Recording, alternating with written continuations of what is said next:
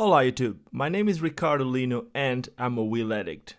Right now you're about to hear my fifth skate talk. Today we're gonna be talking with someone which isn't less of a wheel addict than I am. For some of you who don't know, I do work with product development and I do work with marketing for Powerslide. But today we're gonna be talking with someone who does basically the same and a little bit more and for way longer than I do for another brand, Rollerblade. Today we're going to be talking with Tom Hyser. So let's make the phone call.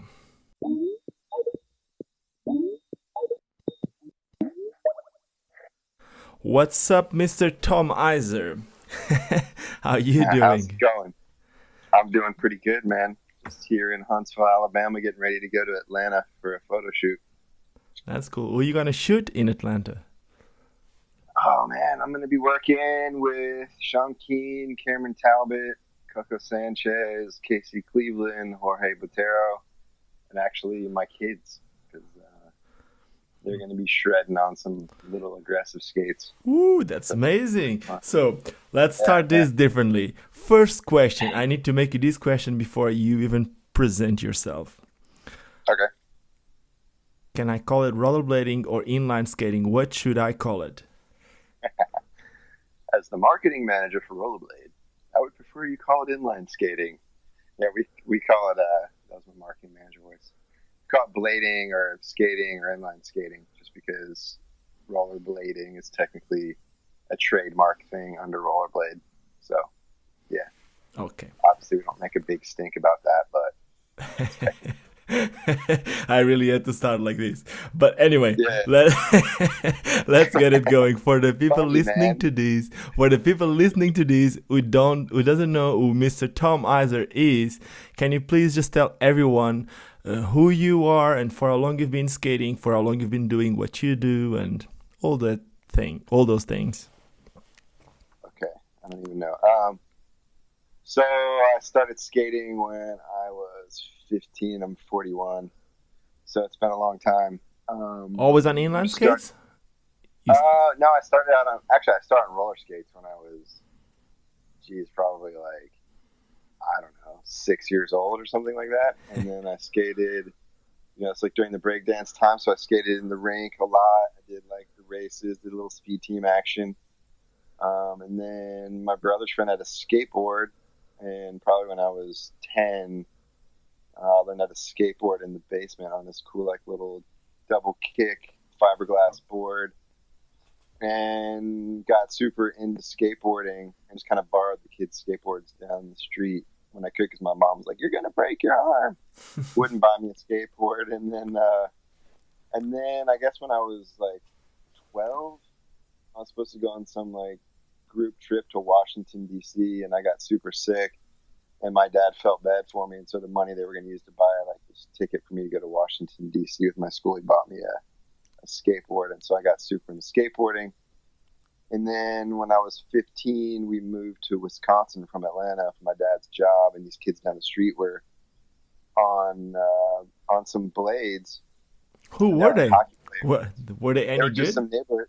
Yeah, they were just some neighborhood kids, and I was skateboarding in my neighborhood. Just like there was like a little gas station spot with a wax curb, and they came skating by, and I was like, "Wait, who are you guys?" Like just trying to be anybody in the middle of the summer.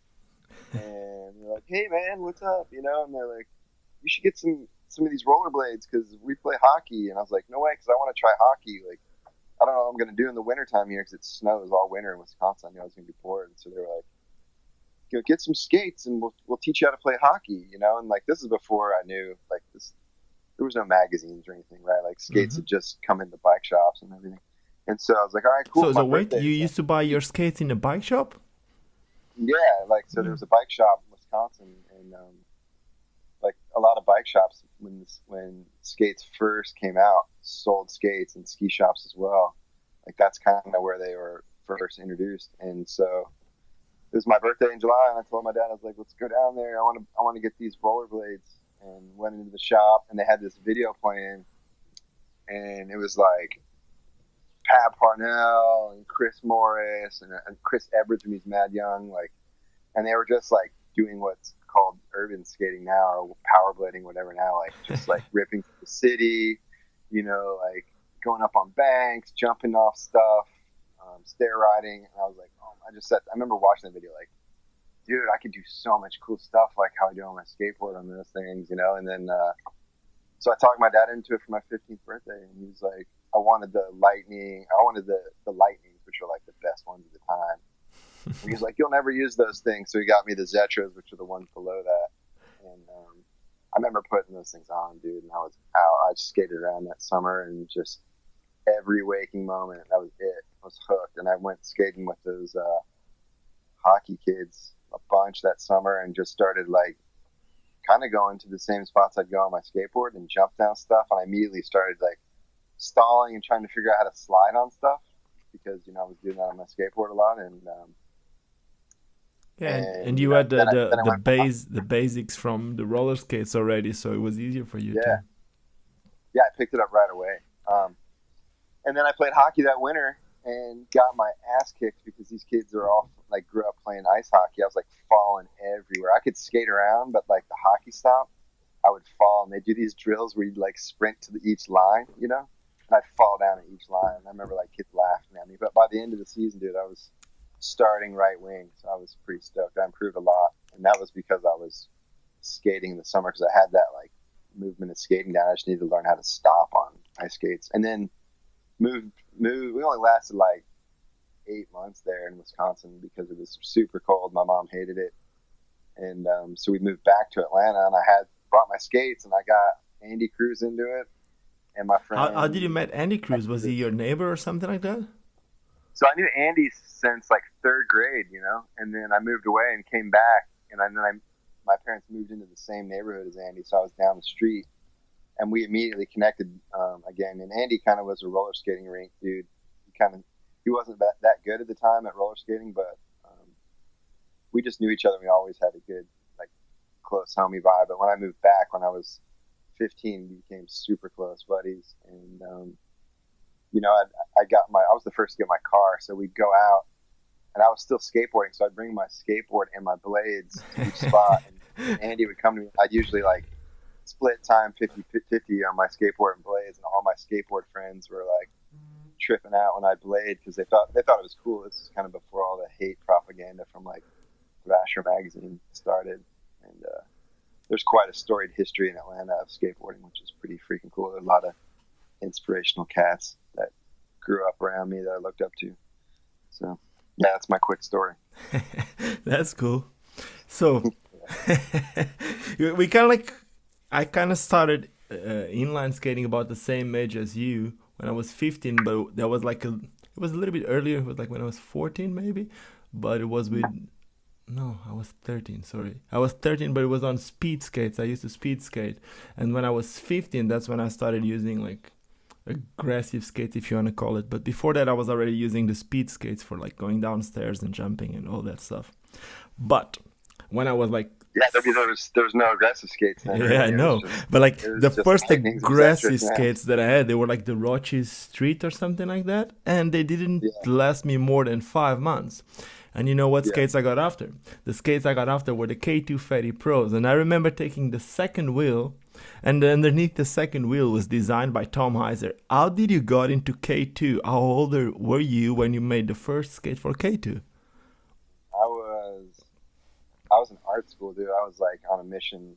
I was loving my life in art school. I went to Atlanta College of Art, which is now SCAD, Savannah College of Art. It's a pretty rad art school in Atlanta.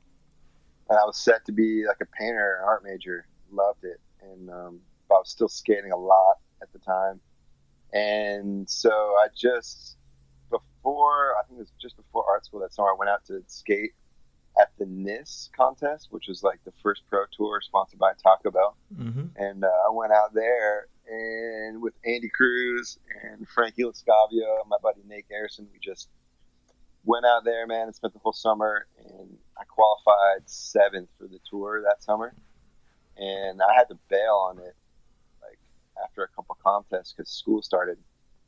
But Mark Shea is the dude that was in charge of this at the time. I'd stayed his apartment all summer, so like every night I was gooning out, like showing them skates and the stuff I was modifying and dreaming about the future and how the sport was going to be all crazy. And so I went back to Atlanta to school, and I was like, I don't know, halfway through the year, and Mark Shays called me up. He's like, hey, these guys from K2 Skates, they want to start a team and design a skate. And they asked me, you know, who knows all about cool skate design ideas and has like a cool idea on team riders and stuff. And he gave him my name. And then Matt Lacrosse, who was the team manager at K2 at the time, called me up and was like, yo, dude, you want to make like $1,500 a month and be a pro skater and travel the world and design a skate for us? I'm like, of course I do.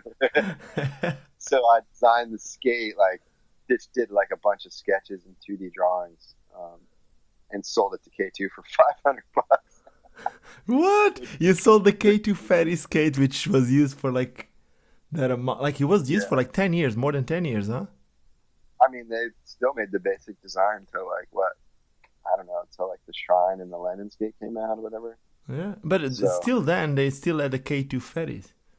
Yeah, they did. I wish I had $1 for every one of those skates they sold, because they sold a lot of them. But it was cool. And I mean, I was making like, I don't know, dude, when I was like 22 years old, I was making like almost $5,000 a month being a skater and like helping with marketing and team management. And so I can't really complain. I got to go all over the world and started what I'm doing now. So it was cool. But, you know, and I got to say, I wasn't the only person involved with the fatty. There was, K2 was pretty smart at the time. They, like my friend Jason from Atlanta, he was several years older than me. He was he went to Georgia Tech, which is like a sick engineering school. And so he had some tidbits of information in on it too. But I was like the primary gatekeeper on the designs and like, you know, making sure that it looked like a skate shoe. And I tested all the stuff. Like Andy Kruse, that was cool. That was cool because it was the first skate that was actually low. You could backslide. Yeah. Did you ever thought about it when you did it? Did you thought about a backslide skate or anything like that, or just ended up being like? We like met a Bruce in New York. Like when I skated for FR right before it came out. So I remember going there that summer, I think, like before the whole like NIST tour and K2 happened, and Ned was like, yo, we're doing these shifties. And we went to Union Square, and it was just like on little curves on the stairs. And he was doing them, man. You know, he was doing royales. And like you had to lean way over. I know that. I bought a pair of Chris Edwards Tarmacs like 2 years ago. And that was so hard to do royales and backslides. Just it looked cooler, man, you know? Like all the newer skates make it easier. But I guess I'm guilty of that because we made it easier on a lot of the skates. But yeah, so like I think even Med started lifting his foot up like pretty much right away. So they called them shifties, you know, and you also had to do your arms so to technically do it. But yeah, man, so before fatties came out, that was going on, but it made it way easier. You know, you could do like super steep trails and stuff on them. Yeah. And then when did the thing came to put like a little backslide plate? Because I remember from the first fatties to the second ones, what's that? Was that it? They put like a little insert plate, like a backslide to make it a little bit harder, wasn't it? Yeah, it was just to make it last longer. But I mean, right away, as skaters, we're like, we need to modify the molds. We need to like make the sole plate wrap around and be hard on the side. And they're like, that'll cost too much money. Yeah. You know, which is ridiculous because at the time they were selling enough skates to like retool the molds to do that. But I remember arguing with the engineers, and they're like, it's not possible to make it hard on the side. It's gonna, you know, and I'm just like, what? I don't understand why it's not. And of course it's possible, right? Like, yeah, but so, things change. Now you know it, but before, back then, yeah, but I was just a rookie. I didn't really understand molds and like all that. But anyway, yeah. And how did it ended up with K2, or was it a change from K2 to Rollerblade, or it just ended up with K2 and? So at K2, man, what happened? Like I guess it was like 1998. They started doing all kinds of stuff. So at first it was like skis and snowboards and skates. And then they're like, we're starting K2 bikes. And I remember like in 97, they bought ProFlex mountain bikes. And that was like the first full suspension mountain bikes. And then they started BMX bikes too. and the bikes, the suspension bikes came out with like oil-filled coil shocks, which is pretty ahead of its time. And the shocks were just exploding like on the first bikes that came out. And it was this huge, crazy expensive thing. And they invested a ton of money in bikes and it failed. And that was about the same time that inline skating, it didn't like die at all, but it slowed down quite a bit. Like the whole hype kind of took a notch down. And so K2 made a bunch of cuts all around. And I was one of the dudes to get laid off. And so from one day to the other, you got kicked out of K2 as a team skater, or the whole thing got. My team skating thing slowed down a lot, man, because in the '96 X Games, I don't even know if it was '96. Whenever the first X Games, man, I was warming up for the contest, and I just did the big, huge ledge next to the rail. I'm like, I'm doing the rail. I'm like, we've been doing huge rails. Front-siding huge rails, and my dumbass put brand new frames on, and this was the K2 Soul Slide skate, which was before the Fatty. So I had these big, tall aluminum frames, and I had just gotten off like these. I cut down some carbon fiber race frames that I was using, and made this short little frame with these huge grooves, and that's what I'd been skating. But they were like, "Oh, we'd like you to skate the real skate in the X Games." I'm like, "Okay, cool. I'm just a rookie, you know." And like, hopped on these brand new frames. They didn't have really any grooves, and I jumped on that rail. And I was going to frontside to fakie, and it was like a, I don't know, 15-stair rail. I remember that rail. It was big, and they had us warming up like in the evening. So the ground, they didn't know how to make the ramps back then. So it was just basically like paint on the course with sand thrown in it for a little bit of grip. So it was just horrible. But it was at night in Rhode Island, it gets kind of moist in the air, and so the ground was a little wet. And I went down that rail, and my back foot slipped out of its groove, and I felt it. And I was like, oh, damn, I'm going to have to come out forwards. And I was fully positioning myself to come out backwards. So I landed kind of 90. I know what that is. You broke your leg like that. No way. Yeah, and the ground was kind of wet, and I blew my ACL right there. I was like, oh, my God. I knew I was just jacked. So after that point, man, I was just like, wow, this sport's pretty freaking dangerous. And I just blew my knee apart, and that screwed me up. So for like a year and a half, my knee would just pop out. And even after knee surgery, it was weird. And so I got more and more into like the marketing and skate design. I was still skating and doing a lot of stuff, but I wasn't full like stuntman anymore. You know, I kept it just tech and skating mini ramp and like, you know, just doing it all on my terms and not worrying about skate contests because I didn't really have to, because I was getting paid for doing the other stuff. So skating actually became way more fun when it wasn't like trying to be a pro, because it didn't matter, you know, like I could just skate on my own terms, you know. So that's kind of what happened there, you know. And then after the whole K2 thing fizzled out, right away I was like, oh, I've always wanted to start my own skate shop. I'm moving back to Atlanta because I was in Seattle, and I called my brother up, who was all into like, you know, the tech side of things, and the internet was just starting to pop off. And my friend Frankie Lascavia was a graphic designer at art school with me.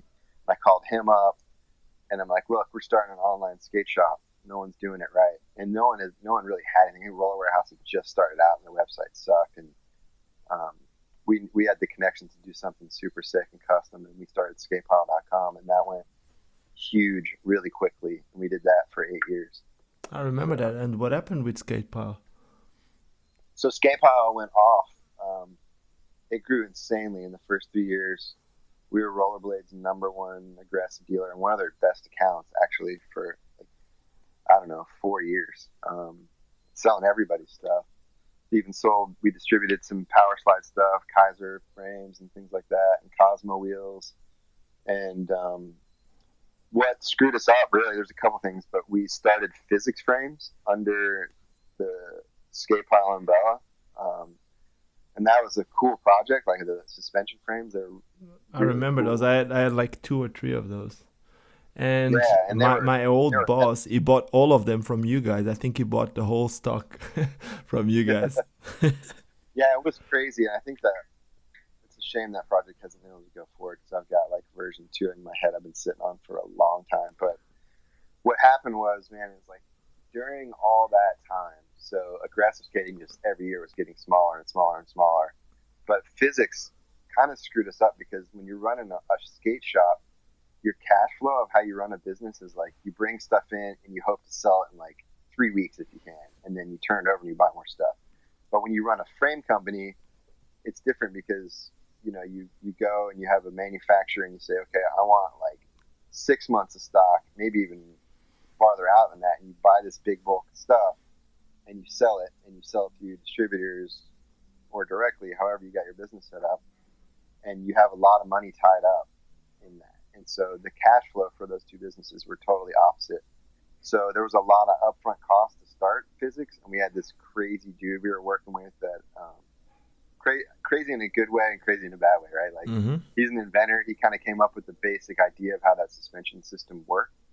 And early on, I was working with him on that, and like his version that before I got involved with it, you just like ride off a curb and the wheels would go and stop on the bottom of your boot and you just wipe out, you know, because there was no suspension control. And I helped them develop like the way the rock arms smack against the stop lip inside there, kind of like how scissors work in a way.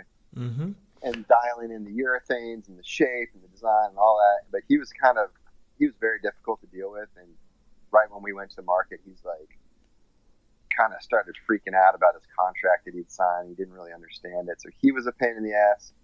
And we started fighting a lot about all kinds of stuff according to the contract that he didn't understand. And then the other thing that was crazy is we were making them in California. And then that was costing us a ton. So to make money and to compete against like ground control, he was selling like $50 frames or like $45 frames. It was costing us that much for us to make suspension frames. The ones with the aluminum arms or the ones with the plastic arms? Aluminum arms. So it was like $65 our cost to make a pair, which, you know, so you had to sell them technically for like, I don't know, $180 to really make the margin that you need to make. So then we're like, all right, well, we got to make them cheaper. We can go down to Mexico and make them. Just give me a second. There's an helicopter landing close to my house. It's all good. So we switched manufacturers with some kid down in Southern California. His dad is a rich dude and that made like packaging for all kinds of big companies. And they're like, he contacted us and he's like, yeah, we can make these way cheaper. I got this big facility in Mexico and we can cut your costs by like 35%. So we're like, all right, let's do it. And so we sent our molds down there and we put our purchase order in, and our stuff didn't come for like 7 months. And we had a full team and ads we were running and, you know, warehouse space. And was the whole team getting paid back then? Yeah, we were paying for all this stuff, you know. And then finally when the frames came, they were like watermelon pink, which was not going to sell at the time. They were supposed to be red. And so Fiziks really screwed up Skatepile. And then at the same time, while that was going on, things like Yahoo platforms came on for online shops, and you could buy like already built online shop platforms where we had a custom setup, you know, that was more expensive to run. So guys like Aggressive Mall came on and they had way lower overheads. They weren't trying to run a frame company, and they were able to come in and basically do our exact model, like sponsor cool teams, have webzines. And there was several other guys at the same time that came on. So suddenly we went from like 2 competitors to like 6 in a year and a half, plus the Fiziks drama, and the sport was slowing down. So did you end up losing money with Skatepile? Our investors lost money, but we were able to pay all of our vendors. So everyone that supplies you frames and skates and wheels, we were able to pay everybody back and just sell it. We sold it to Roller Warehouse in the end. And what about Epoch Frames? So Epoch Frames, yeah, man. So that was like after Fiziks. I've always messed with skate design stuff and frames. You know, I just do that like on the weekends. And so I had the design for an aluminum frame with like a cap structure that would go over it, so the frame would be real strong, and all you gotta do is replace this. Yeah, probably because like the Fiziks, some of the problems with the Fiziks, at least that I had, was like they started breaking after a while, right? Especially because back then, with me, I'm not complaining about the frame. I think it was me because I used to skate them with anti-rocker or 2 wheels only. So yeah, and they weren't really meant for that, but yeah, certainly I thought a lot about frames, dude, because of physics and everything, and I just like that. And so the Epoch frame design just came about, and there was a machine shop down the street, and I made this prototype frame, but I was broke because Skatepile was basically ending. and I just had Isabella, my first child, and like life was getting pretty real, and I was in debt. And I was like, man, what am I going to do? And then Kevin and Scott Racer were two local rippers. I remember both of them. My Skatepile. And they're like, hey, dude, we just inherited money. And they're like, we'll help you make this frame. Let's start a frame company. I'm like, awesome. I was like, I know how to run businesses and make stuff, and you guys have the money and you're ripping skaters. Let's do this. And so the whole relationship started, and I was like, okay, so I'm going to run the business side of things. You guys are going to skate. And they're like, sweet. That sounds great. And then right before we started, like, making a deal, we had a contract and, all that stuff. And I sold, and well, let's see how it goes. So right as we were about to start, they just started getting all like in the business about like how to run the business, and had these crazy ideas that didn't make sense because dudes had never even had a job, Yeah. And they're like, well, we gave the money, so we want to control the business now. And I'm like, nah, dude, that's not how our contract and our agreement was, like, that's not how it's going to go. I was like, I'd rather just sell you guys the idea. If you want to run this business, I'm not going to argue with you guys. You have no business experience at all. You're ripping skaters, but like, I'm not running a business with people who don't understand business, because because in the end it would be your name in it. So yeah, so they're like, okay, we'll buy the frame design from you for $20,000. I'm like, sweet, let's do this. I'm 20 grand, I'm broke. This is great. I got a million frame ideas. This is one, that I've got in my head. So like, okay, boom. And so they wrote me a check for $10,000, and then a year later they were supposed to write a check for another $10,000 when the frames came to market, and they never got it together to make the frames come out. They made a prototype that was it, man, and they never finished the job, and they just disappeared, dude, literally. Yeah, no one knows about it. I remember there used to be amps for USD, but then I stopped seeing them. Yeah, they literally, like, when it came to pay me my other $10,000, they were like, oh, we're going to disappear. And they literally, like, disappeared, dude. But they were really good. When those hurricane grinds came out, like sliding on one foot, spinning like Robert Levinas came out, they were like the kings of that. They were super sick. And it was just sort of this strange thing, man. Like, one day, Scott Racer showed up. He's like, we want to run the business because my dad said we should run the business. We gave the money. And I'm like, nope. And so that right then I was like, I've been down this road before. So I got out of it, man. And, just the lawyer fees to get my other $10,000 would have probably cost me $10,000. I was like, whatever. It was easier that way. Design, I'm out. And I was so busy trying to figure out what I was going to do with my life after Skatepile, because all I'd known is skating up to that point. And at that point, my son was born. I had a mortgage, and like I owed like $25,000 on credit cards from Skatepile, and I was screwed. So I went and interviewed with Ford to sell like trucks in Atlanta.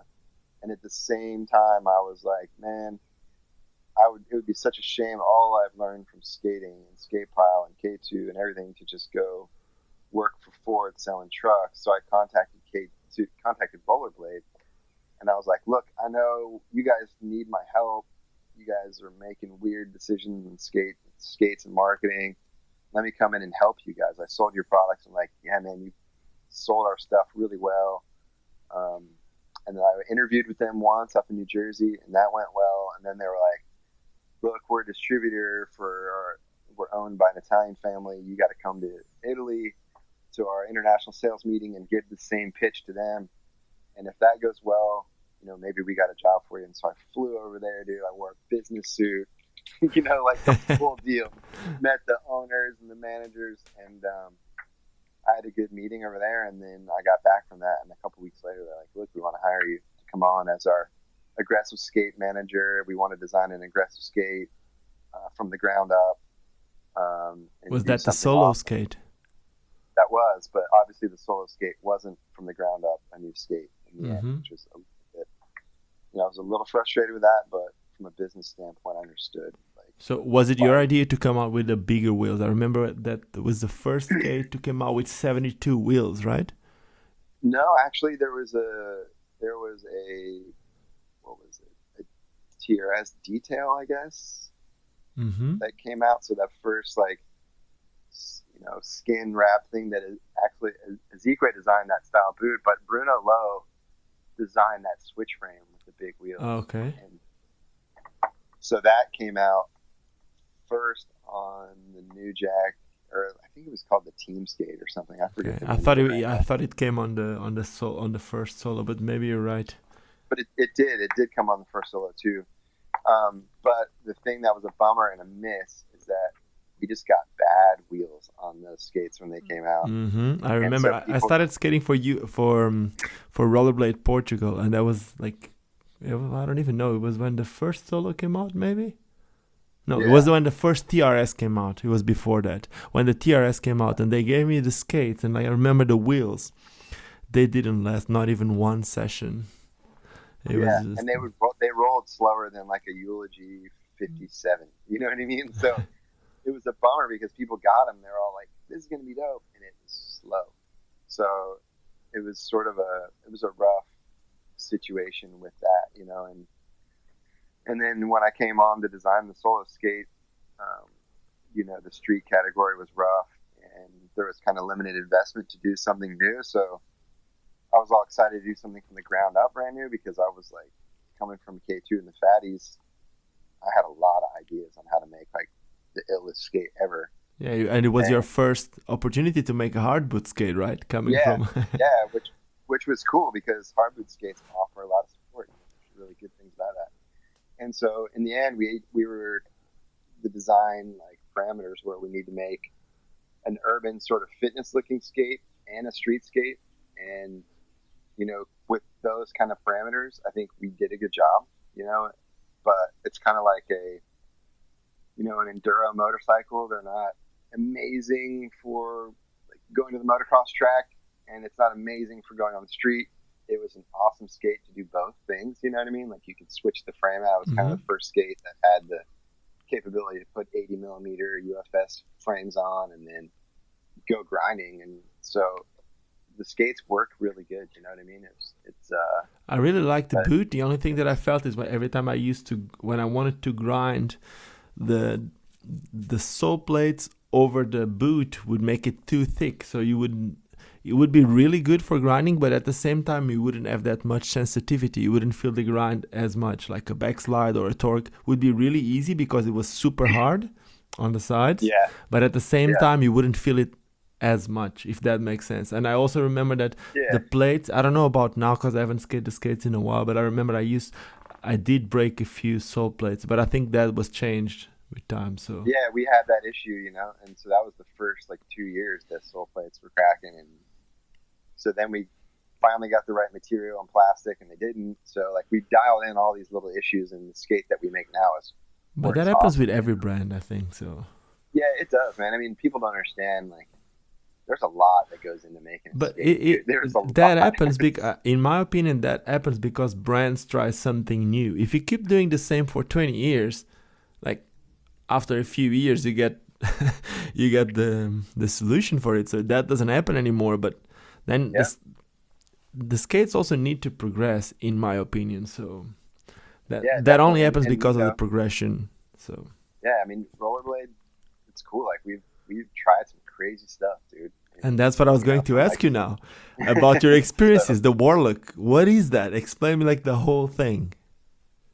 So blank is, you know, blank. Obviously, we've made some liners and frames, and then was the main idea, was the first idea to make just a liner brand? Because from what I thought, blank was a hard sole liner brand. That's what I always thought. That was my idea of the concept of blank.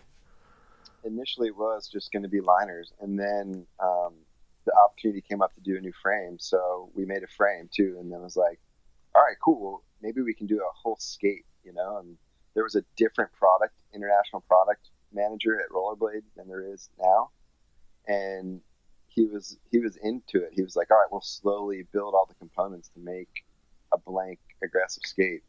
And he left to go work for the International Ice Federation.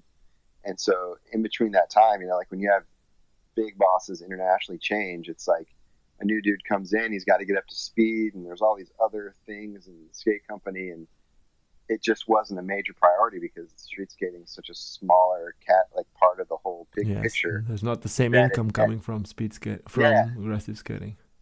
So it never materialized into making a full skate. So time's gone on, and obviously I got a lot of ideas still, and I was like, man, I wanted to try this concept. And my boss here in the U.S. gave me some money to make this concept skate with Kyle Sola, who's a really rad skater from New York. Plus, he's an incredible 3D designer. And so Kyle and I, for years, have always, like, we would nerd out whenever we saw each other. Like, what about this idea? And for how long have you been doing that project? That went on for like a year and a half. We kind of messed around with. So let me just explain for the people listening to this who don't know what we're talking about. So this year at the Winterclash, who else was skating this skate? Was it just you? It was just me and Kyle, and then a bunch of other skaters tried it. Yeah, there was a few people with a skate that looked kind of different from everything else. So you might need to just Google it, the WARLOCK. Yeah, if you go to Blank Rolling Products on Instagram, you can see the skate there. But so really, it was just a concept skate, like, you know, how Lexus makes concept cars that aren't ever going to come out. So it was really to test some ideas, and we learned a lot from it. And, you know, like if I was to make a skate, like if we were going to do a skate and do a whole thing, it'd probably be a lot different than that because I learned a lot of stuff from it. But you know, there were some cool aspects to it. I wanted to see what it'd be like to build a skate around the liner that was like super easy to get on and off. It'd be supportive and really lightweight, and it did all that, you know. But and did it work really good? It worked really good. I wasn't 100% stoked on how I had the groove of the frame, you know, after really skating. That was something that I was going to ask you too. So you told me before, a few minutes ago, that you had ideas for a Fiziks 2. Why didn't, if you could make the whole concept skate, why didn't you put a Fiziks 2 frame on it? You know, that's a good question, man. I don't know. I guess part of me for that, I'm holding close because you still want it to be your thing and not for anyone else. Is that it? Well, not really that. It's just, you know, when you go out and you skate something in public, knowing that it's a concept thing that another skate company could be like, oh dang, and they can steal it. I mean, okay, that makes sense. Once you reveal it, it's like there it is. No, man, that happens with a lot of things. I'm gonna give you an example. I usually don't talk about negative things on this, but so a few months ago, Richie Eisler posted a picture of some 125 skates, and he painted the frame so it looked like the wheels were going over the frame. Have you seen those pictures? Yeah. Okay, he had like 2 setups like that, something like that. But Powerslide never thought it was cool to make anything with it. So what happened was that ROCES is now they released a model like I think it's a 125 or 110. Have you seen that skate? Yeah, they released it, and I posted on my Facebook. But as a funny thing, like, man, I wasn't trying to offend anyone. I posted a picture, like 2 pictures. One picture of the Richie Eisler setup and the other picture of the ROCES skate, and I just posted and I wrote the text on top, spot the differences. So what happened was, like, last week I contacted someone, I'm not gonna say the name, from ROCES, asking if they wanted to make this interview, and they told me they wouldn't because I was bad mouthing a brand. I was like, man, I'm not trying to get anyone. Look, dude, skaters and like business dudes are different, man. It's just reality. Yeah, but still, like, it's like, if we keep fighting against each other instead of all supporting each other, this sport will never go anywhere. And when I mean this sport, I'm not talking about aggressive skating, speed skating. It's all skates, you know. It's just, for me, that's all skates. It doesn't matter. And that's something that over the last few years, it became like really clear to me that we all love the same. It doesn't matter if I'm talking to Tony Muse or to Bart Swings or to whoever, Neil Jansen. We all love skating, and I think that's the most important thing, and we all need to go for the same. So I agree. I mean, the Epoch Frame design, I'm not naming names or companies either, but there was another frame company that came out with a thing almost exactly like it. You know? I mean, yeah, I know, but we can. Yeah, I know that, and that's the Kaiser Elements frame, and those things happens because are really good. That are really, really good ideas that no one is doing. And then if there's brands that are interested in investing on it and trying and testing it, and I think that's why I said like ROCES did it. It was a nice design, it was a nice idea, so why not doing it? And I know, and I mean, I had the design patented. I wasn't about to like make some lawsuit thing and just like a big, you know what I mean? I was just like, it's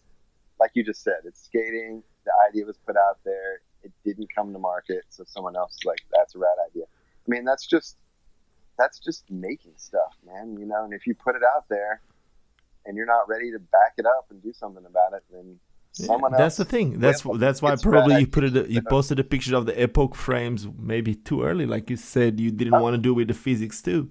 Probably that was the thing. And so I learned my lesson.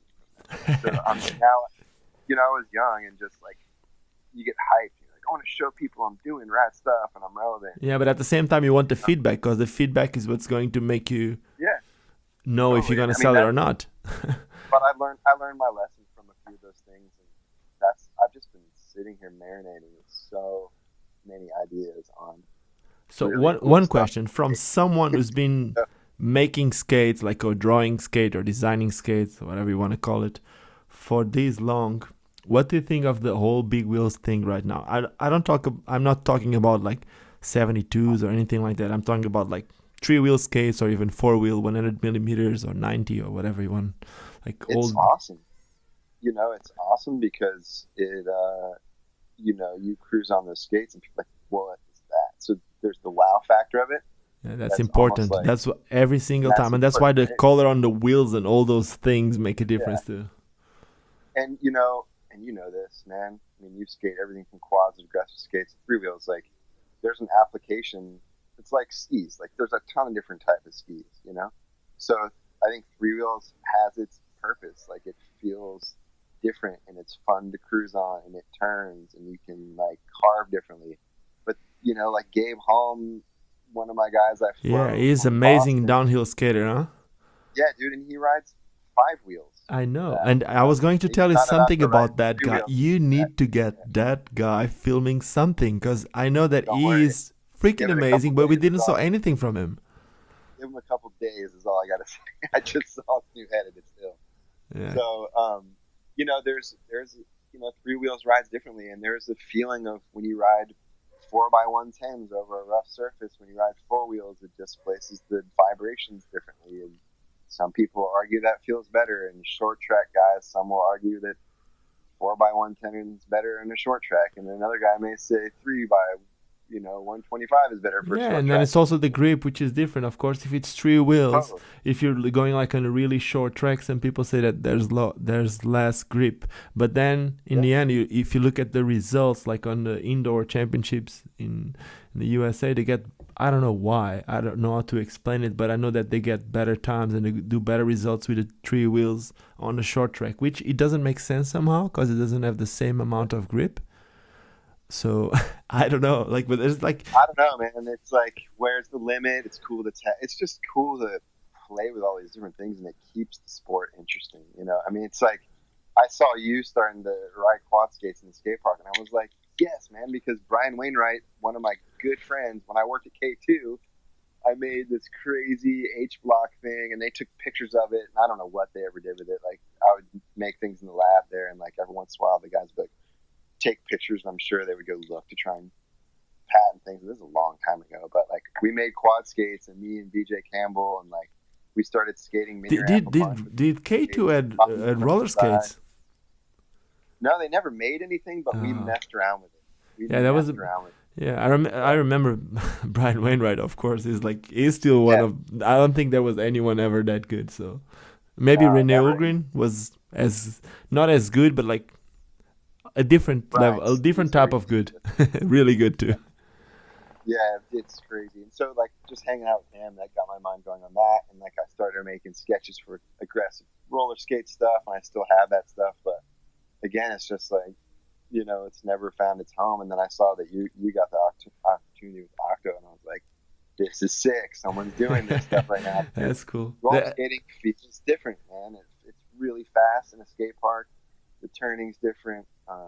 again, it's like 3 wheels or 5 wheels. Like, Yeah, it's a different thing, and that's why I love to skate all these different things. It just feels different. That's it. yeah, I love it all, man. One question: Did you make the roller skate with wide trucks or with skinny trucks?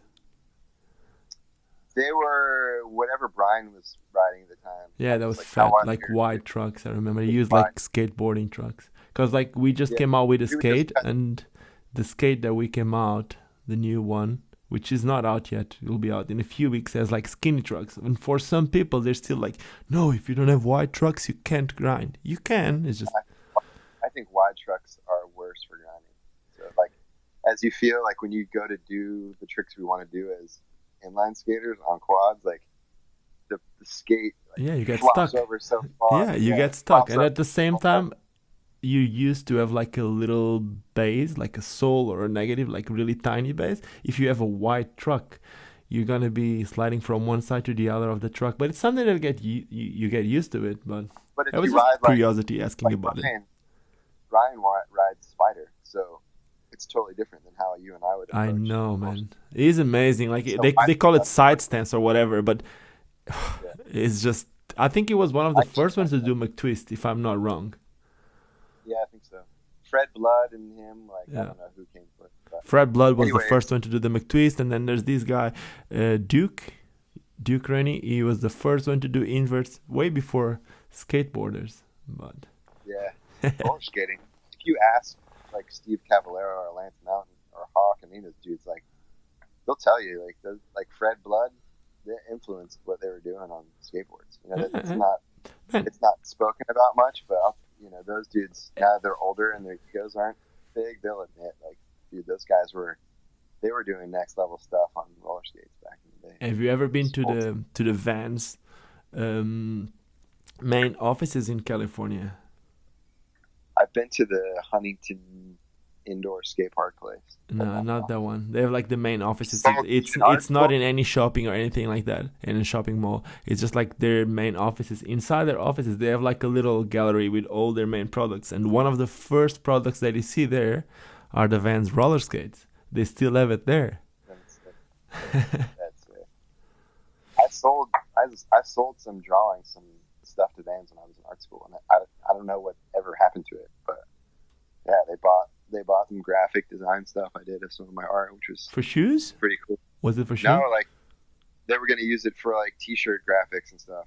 That's cool. But I never saw it come out anywhere. I got paid for it. You know Team like from Blackjack Project. Yeah. Okay, so Tim, he had like Tim Robert. I think it was like last year or 2 years ago, he did like an European tour with Vans, just customizing shoes. Sick. It was like, I don't know, it was just a big thing. I think he did it, I don't know if he did it 1 year or he did it 2 years in a row. They just went through skateboard shops in Europe and stuff like that, just customizing shoes. Our culture is rad. I mean, there's so many dudes that are in pop culture now doing amazing stuff, and I think that's what it takes for our little, like, if you call it aggressive skating or even the whole sport of inline skating, it's like we came from nothing, dude. I mean, we showed up to X Games and like Chris Edwards was the oldest dude and like Aaron Feinberg was the best guy and he was like 14, so like there was no history, and we show up and there's dudes like Tony Hawk and Matt Hoffman, and they've been in the game forever, way before we showed up. So our culture is just now developing. We got like Brian Smith is a famous photographer in LA. I know, in Hollywood.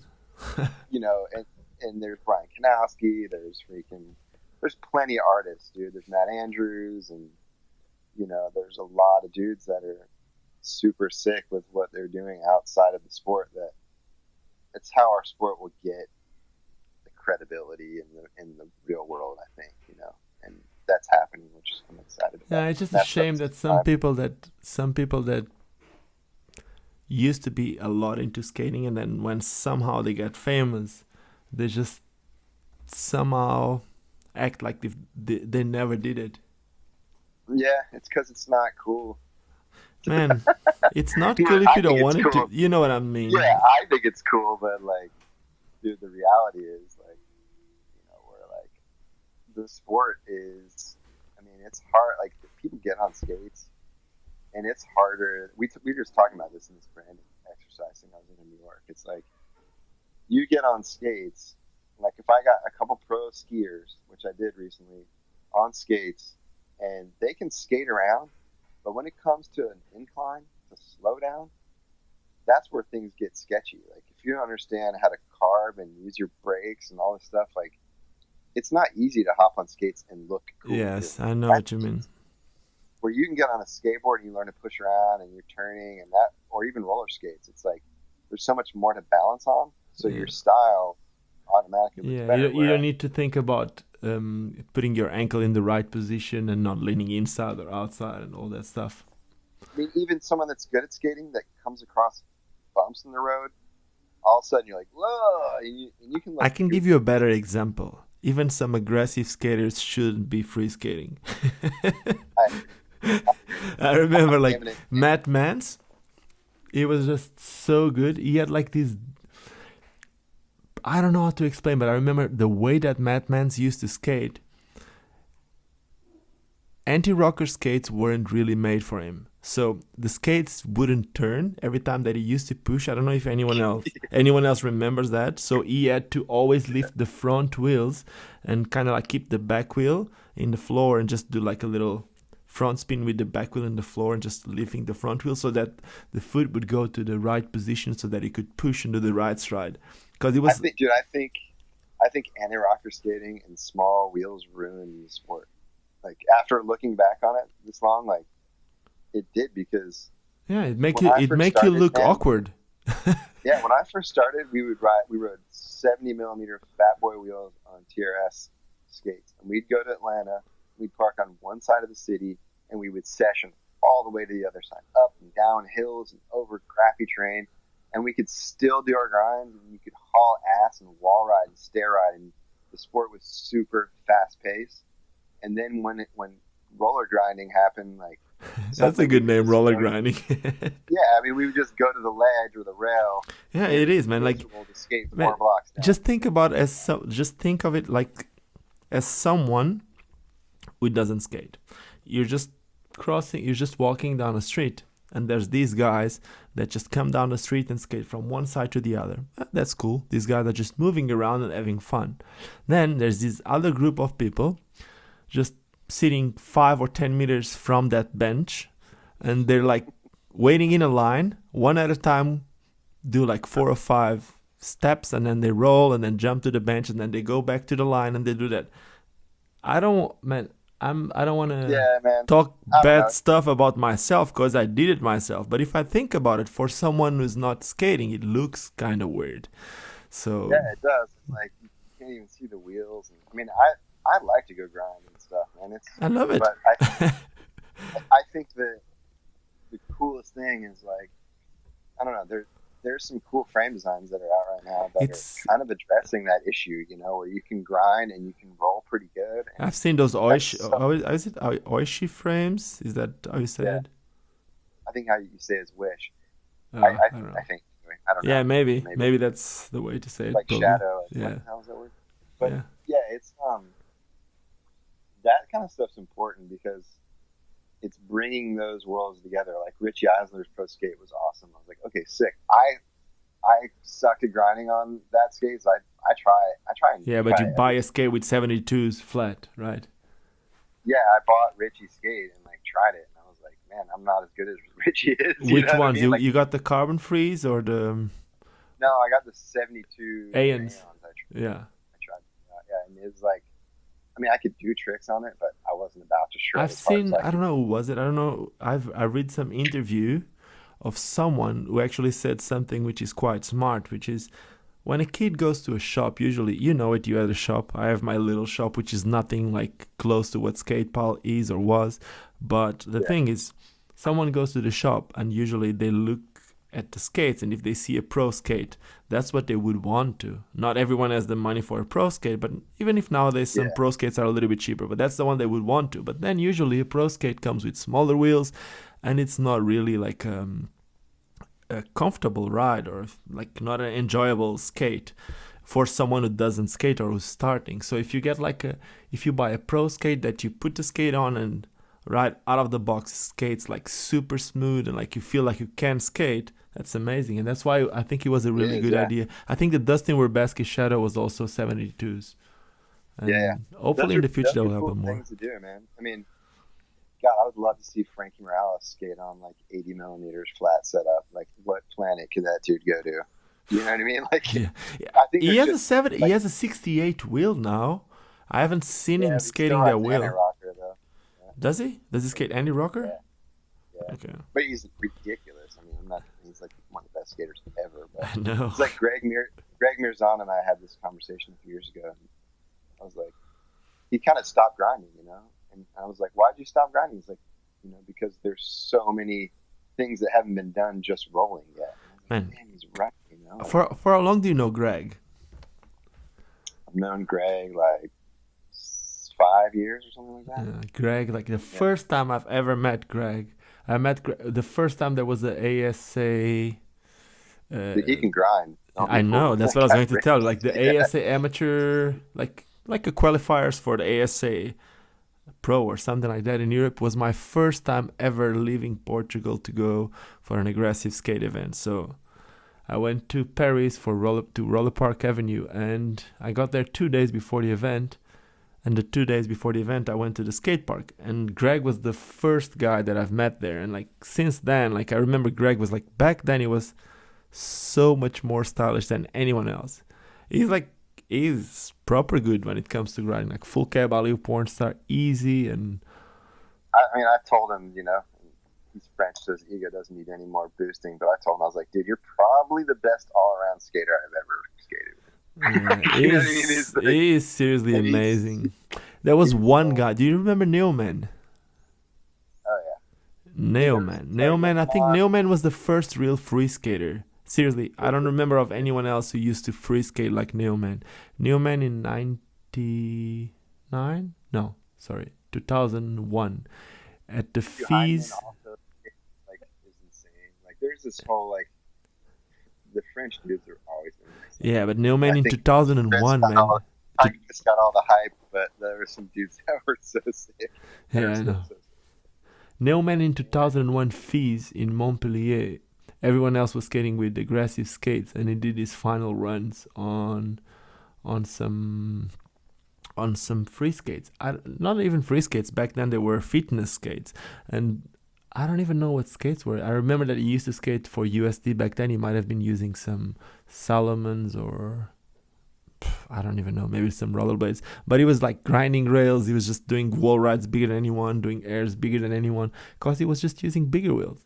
And I think it was the first time that I've ever known of anyone just using skates like that on an aggressive skate contest. And nowadays, you look at that FISE contest, I don't know if you saw it last week, and everyone was skating like 72s, 80s, and stuff like that. Because you have to on those courses. I was talking to Sven before he went there. I was like, dude, you know, let me modify your frames and like put some big wheels on the end for 80, because Sven got third or something like that, didn't he? Yeah, totally. He killed it. Sven's back, dude. Yeah, is he back in competition? Yeah, I was like, why did you ever say you're retired? Man, Sven is amazing. He's so good. Yeah, and he's back. He's going to compete, you know, so he's back. He's going to destroy people. He's a contest machine. We used to make fun of Sven back in the day a lot, because he would, like, show up with white pants on, and, like, he didn't ever want to hang out after the contest and stuff. I told him this, dude, a few years ago when we were in Amsterdam on the tour. I was like, man, we used to make fun of you a lot. Like, you would kick our ass in the contest, and you just disappear and go back to your room and watch movies, and we thought you were lame. You know, but he's so good. How loyal can you be to a brand? Yeah, I mean, that's the thing. I never saw him skate with any other skate. And I remember some Portuguese guys that went to the first Bercy contest telling me about Sven doing true spin fish brands back in maybe 99, something like that. Just perfect true spin fish brands on rails. That's what skaters got to understand. Like, you know, from a perspective from the outside, like, of course, Rollerblade at one point had the craziest team ever. And then aggressive skating just, like, wiped out as far as sales go. And that was before I got there, but like Farmer and Brosca and all these guys used to skate for Rollerblade, and they were getting paid crazy amount of money, like for a pro skater back then, and it just wasn't sustainable. And the brand probably shouldn't have let everyone go, but didn't know what to do because Ezekwe had left. And so they were just like, we don't have someone in charge of this program, so we can't afford to keep paying all these guys all this money, so we're going to start over in a couple of years. And so they let everybody go. But like Sven stayed on board, and you know, certain dudes just kind of got stuck with it. He became team manager, didn't he, for a while? Yeah, he did for a while. Is he still team manager, or it's you, the team or you? Yeah, no, I mean, I guess call me team manager, but like the guys I have involved these days, they don't really need a lot of management. Like my wife buys the flights and hotels and stuff for the riders in the U.S., and then Sven manages all the European kind of other international dudes. But most of the guys we got on board now, it's like you can send them to an event. You don't have to go with them. You know they're going to do their job. So it's not like you know what I'm saying. When I mean team manager is someone that like is in charge of, like you wouldn't get like the main guy from Rollerblade telling them that they need to have the content or they need to send you something for Instagram or whatever. There needs to be like someone in the middle, and that's what I mean by like doing that management, because times change. Like a few years ago would only be like if your team would go to a competition, you'd need to be there, kind of like you would see in the Hollywood movies. Nowadays everything is different, man. There's internet, there's what we're doing right now. It's Skype. Man, I wish it was like how it is now back when I was trying to be a pro skater, because like you can explain like the whole mushroom blading thing. Like Andy Kruse and I came up with that term so long ago, and like doing weird stuff like that. Do you used to call it mushroom blading too? Mushroom blading was, we invented the name. Like, is it? I didn't know that. That's cool. Yeah, dude. Yeah, mushroom blading is a term just because. So it came. Andy Kruse lived in Missoula, Montana, which is like super hippie place, right? And like lots of hippies do a lot of mushrooms, smoke a lot of grass, a lot. And like he was doing a lot of weird just stuff that wasn't real big skating, because like that sort of got boring. Like just watching people do handrail and switch ups, like that got boring to us a long time ago. So like skating real steep obstacles and doing weird slides and stalls, that was what we called mushroom blading, you know? And that term got out there, and the dudes from Canada took it to a whole nother level, which is awesome. Like I love that, what they're doing. That's amazing. But, mushroom blading that term was coined in Missoula, Montana. I think my friend Sean Lewis, who's not even a skater, came up with the term. Yeah, but now that I think of, like, Andy Kruse was always like on a whole different level of creativity. I remember, like, man, he went to Bercy, and when everyone was just grinding, it was like I don't even remember. Was it 1 foot fakie rolling or something like that? Yeah, 1 foot fakie rolling. And the thing, like, for most of the people who've never been there, yes, the ledges are super fat. You would think that it's easy, but the thing is, yes, they are fat, but it's full of wax. It just doesn't make any sense to do what he did there. Like, it just doesn't. And he did it like in typical Andy fashion after the contest was over. You know, like he didn't have the nerve to like do it in front of everybody. So like after everyone left, he's like, "All right, I'm doing it." You know. Like, you think he was scared of being judged because he had like a different type of skate from skating from everyone else? No, Andy didn't ever care about what anyone thought, dude. He was nuts. Like I remember we went out to California to the Mist tour, and like, you know what a hippie skirt is? Like the long skirts that sometimes hippie dudes will wear. You know? Like, so he showed up in Cali with that, and I was embarrassed to be his friend. I was like, "Dude, what are you doing?" And he had like one of those Tam hats on, like hippie hats that are like all were hand woven, and like back then, dude, that was pushing it. And I was like, "Don't wear that. You're gonna like people are gonna think we're whack," you know. He just didn't care, and that's what made him so much cooler than everybody, because he just did him, and even with his skating, he was just like, "I don't care," you know. Like, and he was lucky because I was the team manager, dude, at K2, so I always fought for his check every year, because none of us ever won a contest, you know what I mean? But it was like, yeah, but nowadays, I keep saying the same. What's your opinion? That's the question that I want to. What is it? What's your opinion about competition for you nowadays? Like, people forget who won the contest. Yeah, it's just like, especially right now, like in Europe, it's like in 3 weeks there was like 3 big events. So you know what? you're like an hero for a few days. If it's in a contest like FISE, there's even like 4 or 5 different events in the same day. You're an hero for a few hours. We don't even know who won the FISE now. We know because it was the same guy who won everything. Contests are important in this fashion. They get on TV and they get the random little kid that could be a scooter rider. I've never seen any of that, like psyched on it. But I think that's where it ends. What's your opinion about... No, skating's not meant to be judged, and I was a head judge for ASA for years, but like skating's not meant to be judged, man. It's for lunatics. Okay, you know so I mean? The thing is, like, man, I love Jojo Jacoby. He's been doing like a freaking amazing work with Winterclash. But what do you think about Winterclash? I think Winterclash is awesome, man, because it's like this big gathering of people, and for whatever reason, contests draw everyone together, and they get people to skate, and it shows like, I don't know, there's something about little kids and parents where it's like, Bobby needs to be on the baseball team, or he should be in skate contests, because then we can quantify his progress, and you know what I mean? Like, that's what contests do in a way. Yeah, but I do love there was like a way for Winterclash to be just like a skating festival for the weekend. Mm-hmm. My question is, if as a father, would you take your kid to the Winterclash? Like if he's starting to skate, or... Gosh. So TJ's 10 and Bella's 13. My kids skate. And I would take Bella to the Winterclash because she's old enough and gets it now, you know? Exactly. That's what I think too. It's I just tell like... you what, it's a sketchy line, because we were in Cali last year, and I hollered at a couple of my friends that my kids had seen on videos.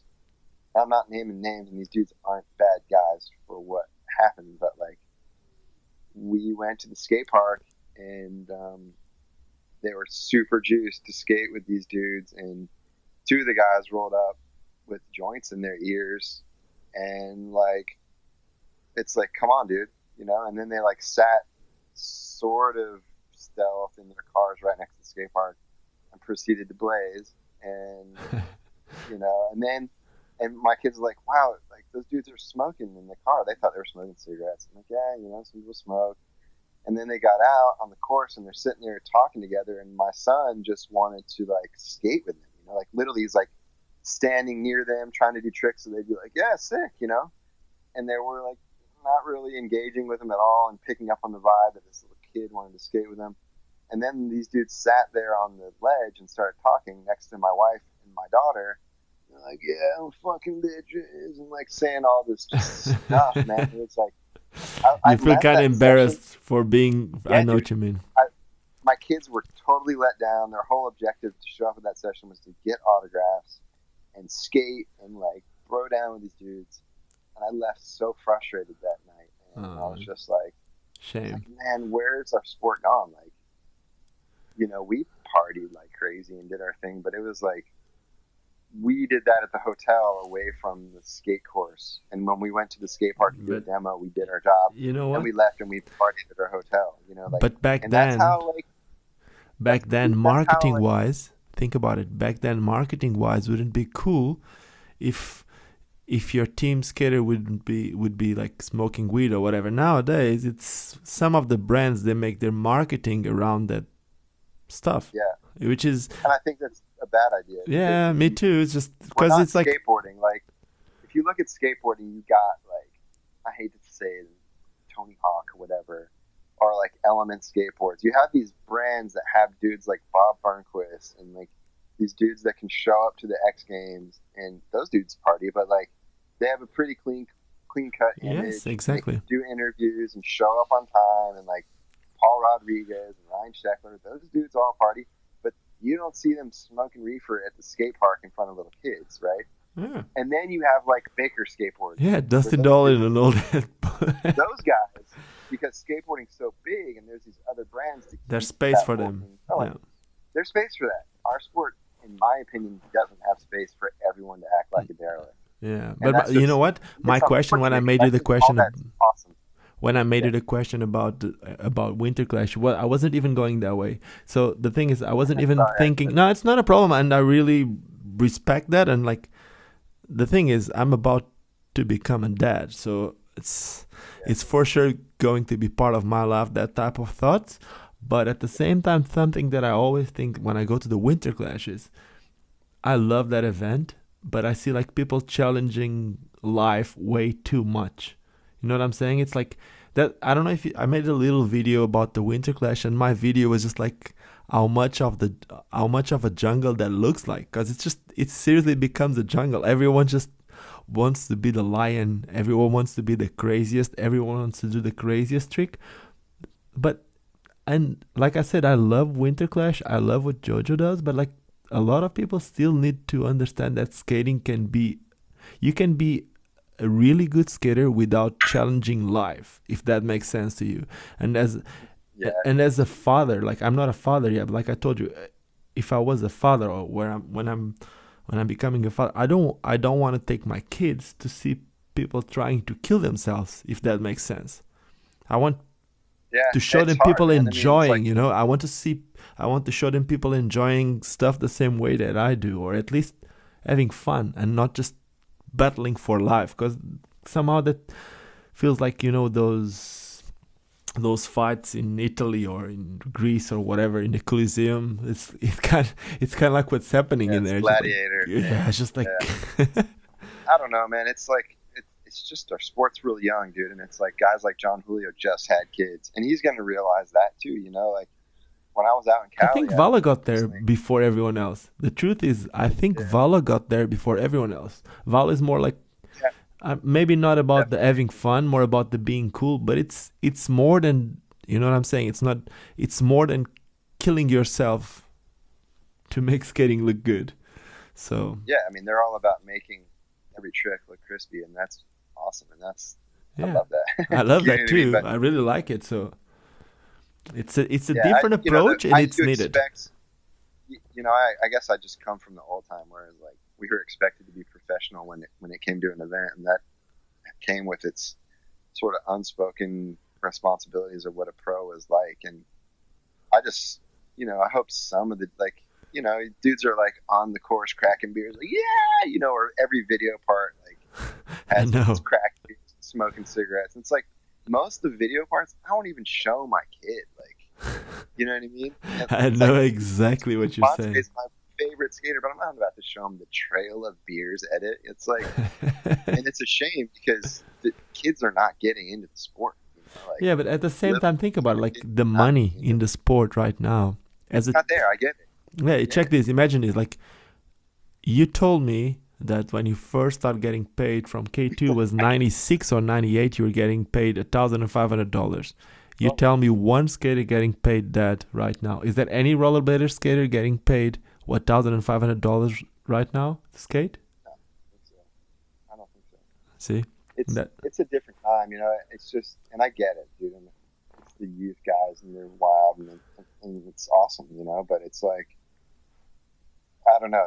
You look at some other sports that exist, like rock climbing or something like that. It's like, those professional rock climber dudes aren't making a lot of money. There's maybe a few dudes that are, but, there's dudes that are like sponsored by Patagonia or whatever. And it's like, those dudes probably party, but they're not at rock climbing events wiling out, It's like, it's like everyone, man. Everyone needs to have fun their own way, but you need to know. I think there's a level of it that needs to be edgy for sure, dude. And there's a place for each individual to do their thing. But like, it is gnarly when you go to almost any blading contest now that the level of like open raging is like, dang, man, like I'm not having my 10-year-old kid come here and be exposed to this yet. I'll wait till he's 14 or whatever. But like, so with that being said, one question: what do you think it's needed in skating? So even before that, do you believe in those skating cycles that everyone says, like everyone goes through cycles and skating is coming back and all that? If you believe it, when do you think it's coming back, and what do we need for skating to come back? Probably not the same way or bigger, or what do you think about it? Yeah, I think skating is coming back.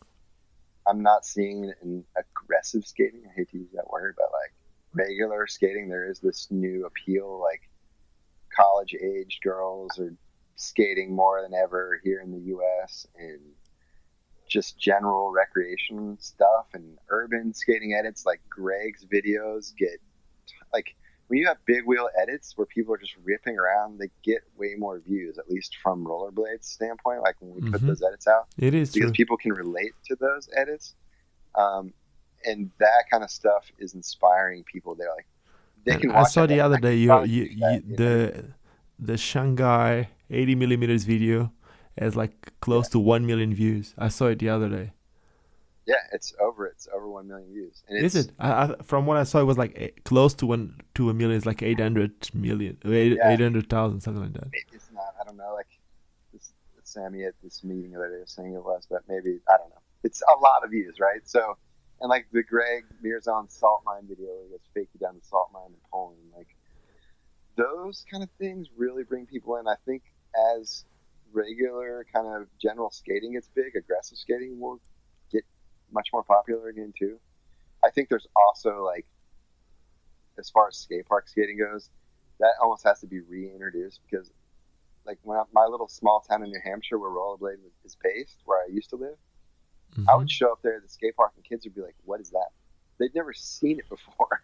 They're like, I've never seen anyone do that on skates before. And these are like kids that are 14 and younger, you know? So yeah, man. You said it from 98 you felt it started going down, and you felt it in your in your own salary. So yeah, totally. I don't know, and it's got to just be, people need to skate because they love to skate, and that's why dudes are doing it. I mean, it's like David Sizemore's not making a big paycheck; he just loves it, you know. And these kind of dudes, that's what it takes, you know. Dudes that just love it, they have pride in it, they want to make it look as good as possible when they make an edit or when they show up to a place to skate, and that's what it takes. And then some TV exposure. I think the Nitro World Games is going to be huge for us. That was on TV here in the U.S. on Christmas Day for like 30 minutes, you know. And Travis Pastrana was like, the bladers they go bigger than skateboarders, and I like to watch it better. And it was super impressive, and the crowd was more amped on this than any of the other sports. And like the Asatokos were the illest, you know. And like to have someone like that stand up there and hype skating, it's so huge, man. And then it's going to happen again this year, you know. So I think that is going to be a good channel for doing it. And then all the skate. Do you know the guys competing this year? I don't know who it is exactly yet.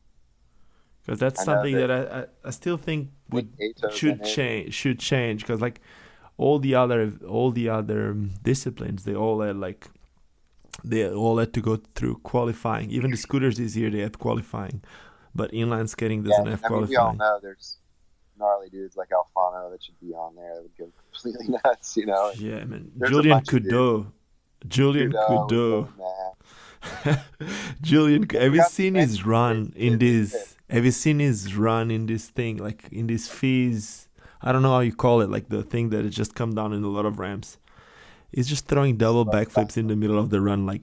I mean, all that stuff, dude. I mean, and I think the more that, like, the sort of street skater dudes embrace also having a different set of skates for riding big wheels and ripping around, and the more that those two worlds mix, the more exciting it's going to be, and people are going to go bigger. Like, you know, big air, as cheesy as it sounds, that people have this expectation on TV, like people going huge. I mean, you're used to seeing people doing double backflips on motorcycles for crying out loud, and skaters can go huge too, and they're doing it, and it's just a matter of getting in front of people.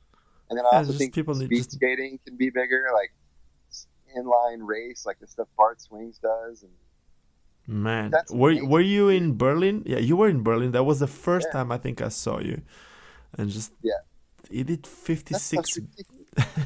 I don't get it, seriously. Dude, they're going as fast as like road cyclists that win races, and I think people are making good videos of that sport too, and showing that. It's super exciting. It's more exciting than bike racing. And you know what? That's something that I realized today. Even if Powerslide is doing like a really nice work with like trying to get like really nice work with marketing and all that. Today I was doing a video for one of their brands, and I needed to use some Bart Swings footage. and I didn't found like as When you much skate good with footage one of as I those wanted. guys, See, like, I and skate. Our product manager Jan Gaydar is a world championship marathon skater, and Jorge Botero I work with in the southeast for promo stuff. mhm. When you skate with those dudes and you think you're fast, No. I know.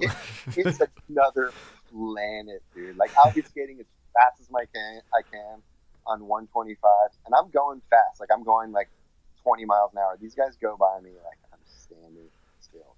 It's amazing. Have you seen the video of the It's fastest lap from Bart Swings in the 24 Hours of Le Mans? yeah, it's nuts. It just watch that, because that was one of the clips that I used the footage for.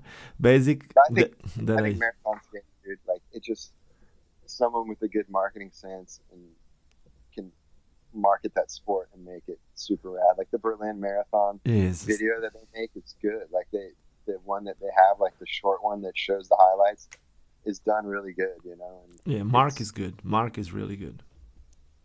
so, you know, we're gonna do a better job in the North Shore Inland Marathon, trying to make promos for that because that's the biggest one in the U.S. and that's just fun. But I also think that racing needs to start at a shorter distance to get people, because I still think a marathon's a little gnarly for someone. Like my wife's done half Ironmans, and you know, starting off with a half marathon was It's made still way more like it's palatable for her to put her head around. You know, yeah, but there's a lot of places in the world. Have you seen that now this year? There's like I don't know the name of it, but it's like this. I think it's from the FIRSE. They're making like the marathon world championship, something like that, and they have yeah, like a lot of that's gonna be marathons. great. And when you do that, in most of those marathons, they also have shorter distances. If I'm not Yeah, mistaken, most of them start with 5Ks and 10Ks and stuff like that, which is quite cool to get yeah, people on skates. I think that's good because, man, when you do that, it's insane. Like when you're in a pack with 20 dudes going 25 miles an hour or whatever it is in kilometers, it's insane. There's this hum and you're flying, dude. And the inertia and the power behind it is so many aggressive skater guys have gone. And every year a few dudes show up to the North Shore and they're like, "Yo, what's up, man?" Man, I You used to know, be a and they're speed like, I'm skater trying this before for the first being time. I used to be a Yeah, speed I mean, skater before being an aggressive skater, so that's where I come from. Like the yeah, way that I dude. And skate, and they do it. They do it and they love it. Like Cameron Card and Jimmy Hake did Athens to Atlanta, which is 86 miles. Insane. And they were like, "We're doing it," and they loved it. It was like pain, death for them, but they loved it. You know, it's like the more everyone gets out of their comfort zone and like this, like what happened in the '90s, and I was guilty of this too. Like we wanted to distance ourselves from all other types of skating, you know, and we did that. And we got into our little box and made fun of everybody that did everything else. But now it's like just embracing skating and being like, look, no one thinks we're cool, so we might as well just embrace everybody, you know, like. And then it's yeah, we cooler. just And need to then get now, together. Like we were saying, yeah, the more we look like one, the more solid we're going to be. The more places we can get. It's skating. That's the thing, and that's why I've been having this little fight with a lot of people, and that's why I made it this first question, which was inline skating or rollerblading, because people keep calling rollerblading, but in the end, while we keep calling something which is not the right name, as you told me before, it's yeah, just like we keep doing the same, which is instead of empowering a sport, it's like in one place they call it rollerblading, in the other place they call it inline skating, and then in the other place they call it patines in Spain. So there's a lot of people trying to market something, but everyone markets something no one even different. knows what to call it, dude. Yeah, Yeah, it's it's just annoying. like you Like look I at think, BMX. BMX is the best example. Three simple letters. Everyone, it doesn't matter where you are, it's BMX. There's no other short name, there's no other long name, there's no other name and for that. BMX It's can be BMX, that's on it. a track or in the streets. Yeah, Yeah, it's I think BMX. I'm pretty proud of like Rollerblade as a company, as a brand. Like the fact that you look on our team page, you got Sean Keane to Jorge Botero to freaking Greg Mirzoyan, Amazing. All in the same page. That's all on seriously the same page. And we're amazing. like, at first, I used to be like, oh, you know, when I first got the job, I was like, we need to have our own website. And like, but dude, that's Rollerblade, the brand encompasses all types of skating. And we're proud to be involved. Like what you see on that page has, like that shows every type of skating for real. There's no like hiding behind it. you know, and it's challenging as a company to be that, but yeah, it's hard to market it. It's hard for you guys to keep like the Instagram and Facebook going on if you have to post like aggressive skating and speed skating and fitness skating and free skating and whatever skating you want to call it.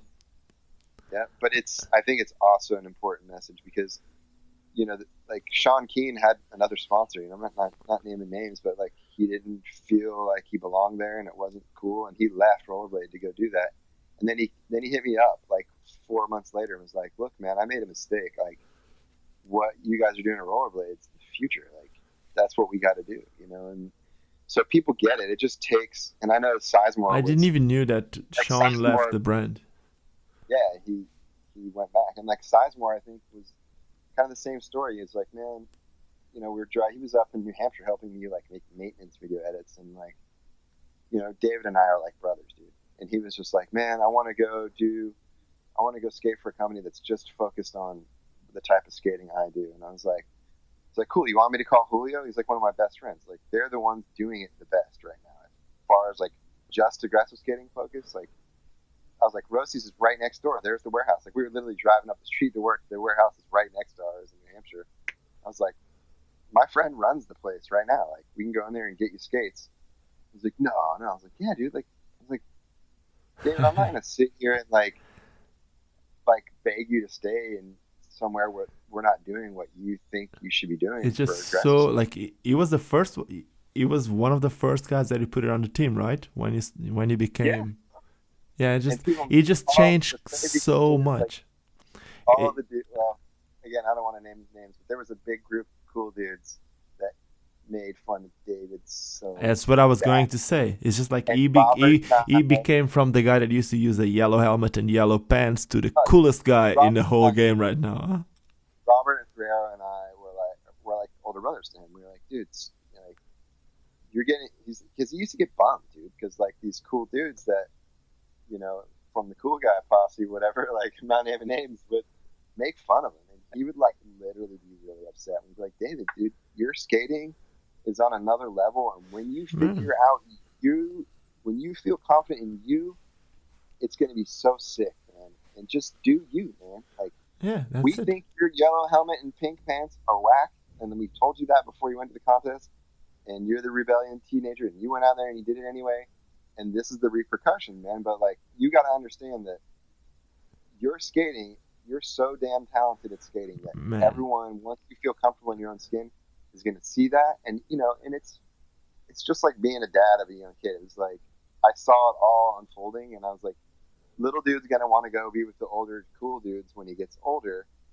And sure enough, we had that discussion, and I was like, David, I think you should go skate for this other brand, and like, let's make it happen. You know, like, and that's what people don't understand. That's cool that you, as a team manager for Rollerblade, somehow.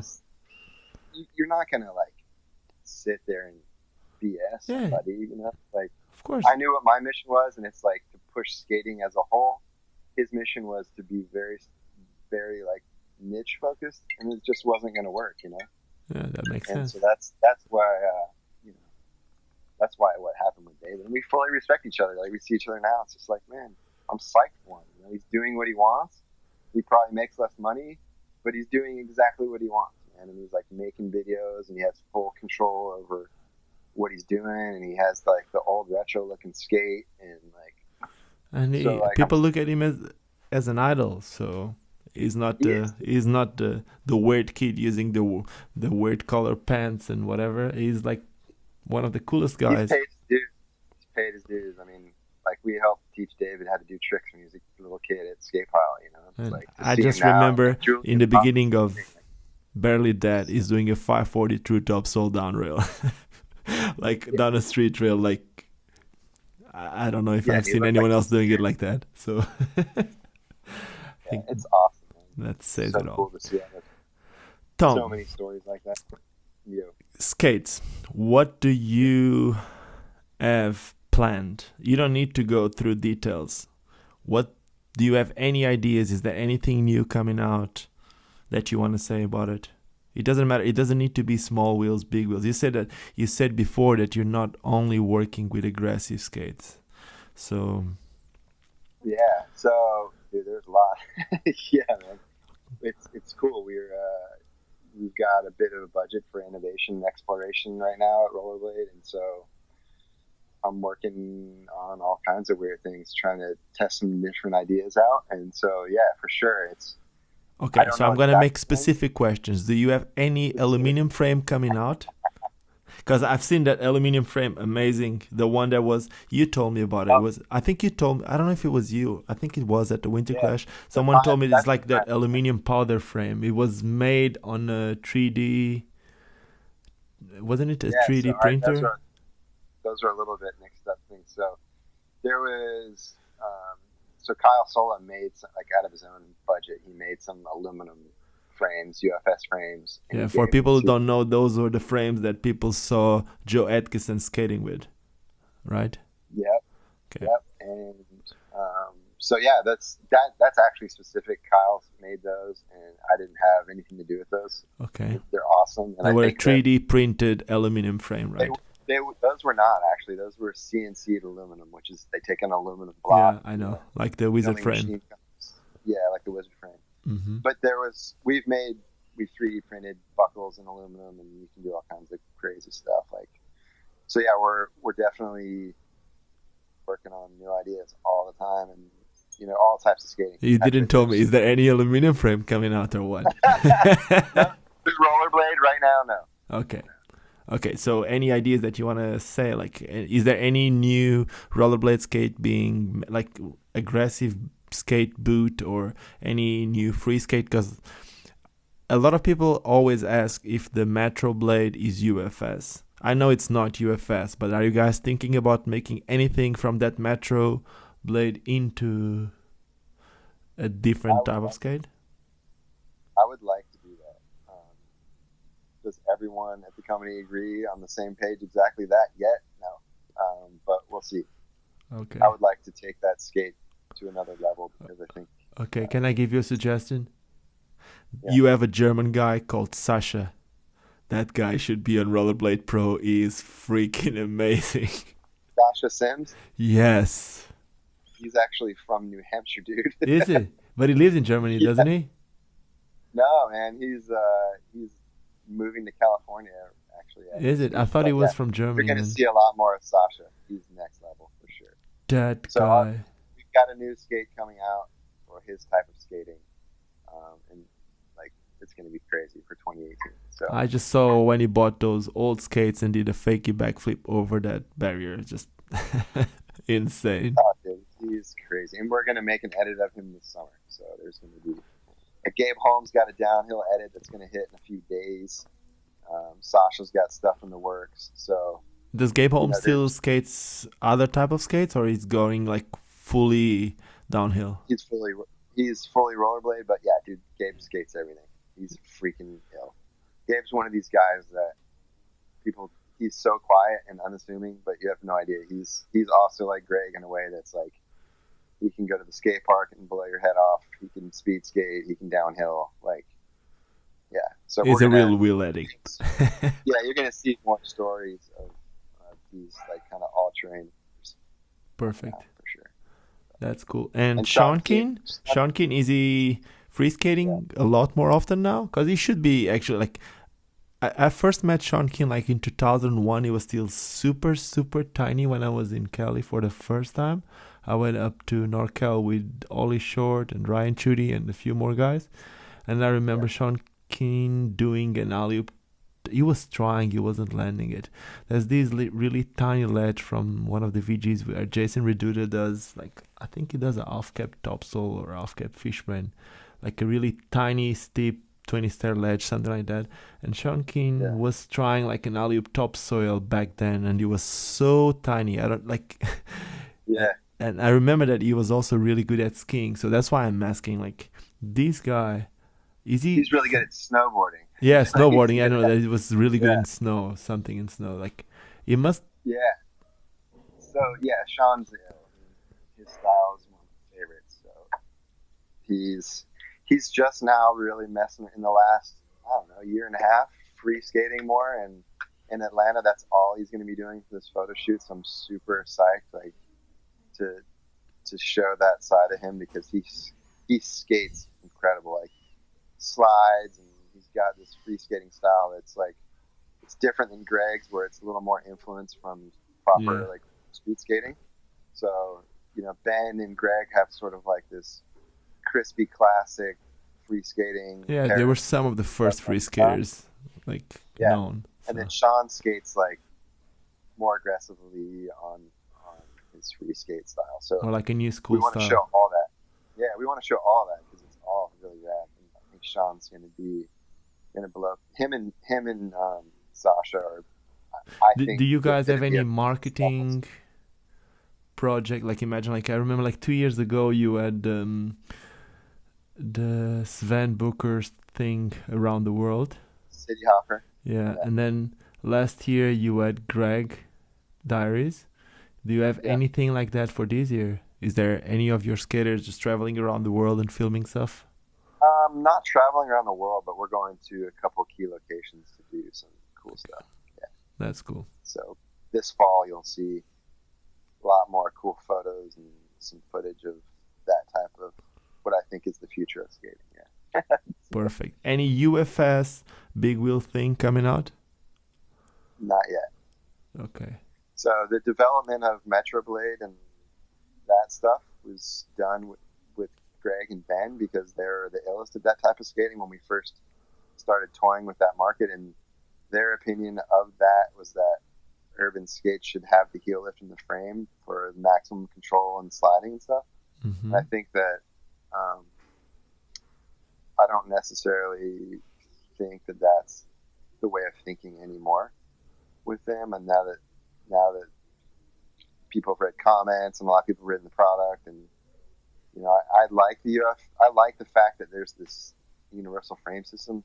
I think the UFS system sucks. Like, yeah, I don't really like it either. To mount a frame, you know what I mean? But it's pretty far down the road, so I don't know, man. Like, I hate the UFS system. Okay, one last question. Yeah. So I'm just making this question because he was a really good friend of mine. I know that he wasn't happy. The truth is, I don't think it has anything to do with you. But what happened with Matthias Ogger? Okay, yeah, it's easy. I saw that with Facebook. Yeah, because he's a really good friend of mine. But at the same time, man, before you even say anything, with someone living in Australia, I know it's not easy to do anything when it comes to marketing. And if someone is getting paid for whatever, it's if you can't. All it was. So I put him on. He had just moved to Australia on a holiday thing. And I'm like, sweet, man, go on the trip to there, and then we need somebody in Germany. Germany's like Rollerblade's second biggest market, you know. So I was like, we got this kid. His style's awesome. Yeah, he's amazing. Yeah, he's an amazing skater. And I told him, I was like, man, I put you on because you lived in Germany, man, and I need someone in Germany. And like, we could fund you in Germany, but Australia is one of our smallest markets. It should be bigger, obviously. Even just to send the products, right? Yeah, and so I was sending him skates from the U.S. to Australia, which is expensive in itself. And then to fly someone over to North America from Australia is like $2,500, you know, or more.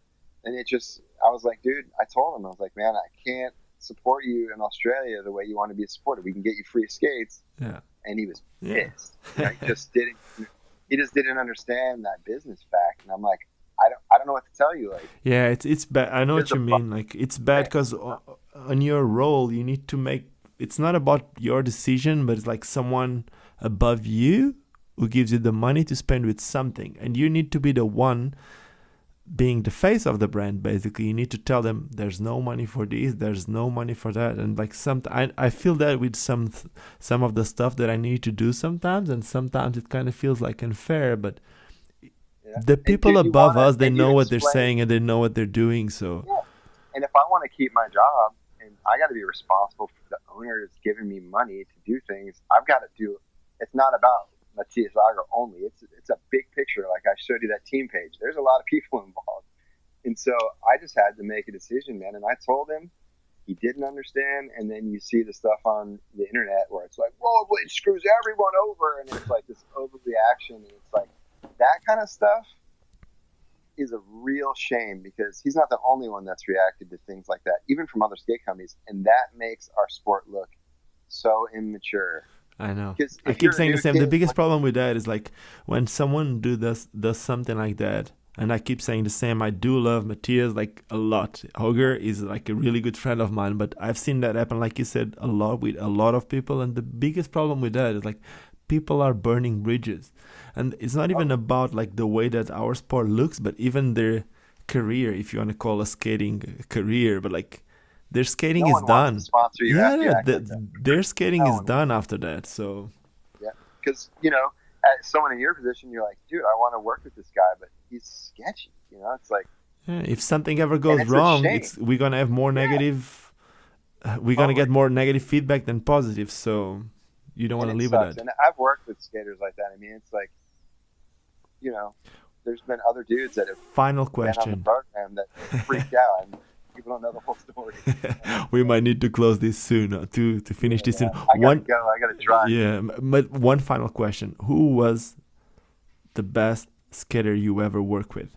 From all types of skate, it doesn't really matter what type of skating we talk about. Robert Guerrero. Why is he not skating rollerblade skates anymore? Because Robert Guerrero, he retired from pro skating. He said, look, dude, I want to explore another path in my life. And I'm going to move to Peru, and I'm going to do this ayahuasca shaman thing. Mm-hmm. And I was like, dude, I get it. Robert's not 20 years old. Robert's like 35 or 8. I'm not exactly sure. Forgive me, Robert, if you're listening. I should know your age. He's like still one of my best homies. And he just wanted to pursue a different path in his life. And so that's what he did. Was Robert the one telling you about Sean Keane? The first time I've ever met Sean, I was with Robert, so that's why I'm asking. I don't think Rob turned me on to Sean. He might have, but I was stoked on Sean when he skated for VALO. I saw him skating, and then I knew he was working with Roller Warehouse, and I think Gil from Roller Warehouse was like, "Yeah, Sean tried your skates, and he thinks they're pretty rad." You think? I was like, "No way, he did." And I called him up. That's exactly what you wanted to hear. Huh? Do you think Sean might be on the way from a second Robert Guerrero to your best skater ever, or? I hope so. Yeah, I mean, it's it's like you said earlier. It's like understanding business and where you work and the realities of it all. Like that's hard for some skaters. I think Sean understands it better than others because he works at Roller Warehouse. Yeah. And I think he's got a pretty bright future if he's patient. And for someone, the pace of the company is. For someone who's been designing skates and who's so much into skating, what is your favorite skate product on the market? And this is my final question. It doesn't need to be from Rollerblade. It doesn't need to be. What is your favorite skate product on the market right now? It's a hard question. It's a really hard question. The skate that I use the most right now is the Metroblade, and I change the frames for like what I'm doing. What frames do you have on those? I use 3 different frames. So I use the 80 millimeter 4x1 setup. Mm-hmm. I use the 3x110 setup. And then I have a big groove with a Dremel tool on the bottom so that I can skate marathons in 3x125. That's cool. So I ride that dude more than anything right now. And man, I want to get skate park skating more. My body is pretty thrashed from that. Don't even tell me anything. I'm playing a game of Blade I think it was the worst idea that I've ever had. I'm playing a game of Blade through this YouTube thing, and with this guy from Brazil. He's freaking amazing. I hope he's not listening to this because he's gonna start doing these tricks. But he did like a 360 soul to backslide to alley-oop porn, and I haven't done 360 souls like him in a million years. So yesterday I was doing 360 souls, and I just missed one. And my elbow, I couldn't move. My wife was making fun of me the whole day and whole night, and now I can't still move it that good. So skate parks, I love it. I still go with my son; he loves it. He's always wanting to go, and I go, but I just don't fall. And if I fall, I'm like, that's it, like because my body, my lower back. I've had 2 knee surgeries. My shoulders are dislocated and they hurt for no reason now. Like, Oh, man. 41, all these things that you did that were like... I'm still 5 years away from that.